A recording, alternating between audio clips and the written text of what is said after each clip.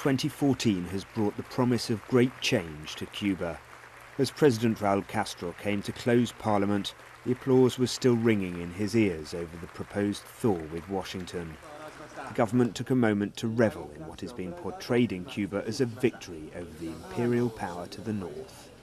Ya están los cinco. The five are back, the head of the parliament told the gathered deputies, as the now infamous group of Cuban intelligence officers, known as the Cuban Five, watched on.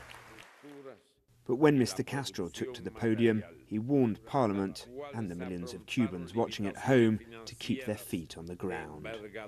Esta será una lucha larga y difícil. This will be a long and difficult struggle. It will need international activism and for North American society to continue to call for the economic blockade to be lifted. Still, something has been irreversibly set into motion on this communist island, and Raul Castro confirmed he would attend the same regional summit as President Obama as early as next spring. This was a speech that was high on symbolism, with the presence of the Cuban Five and Elian Gonzalez, but also it was defiant, with Raul Castro saying that Cuba would not be changing course in what has been one of the most historic years of the Cuban Revolution. Outside the chamber, the Cuban Five were mobbed like members of a visiting rock group.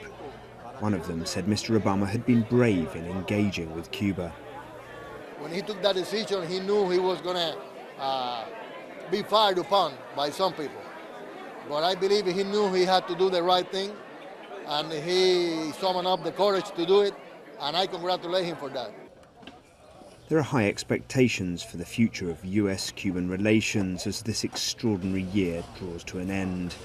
But the Cuban president entered a note of caution in his final speech.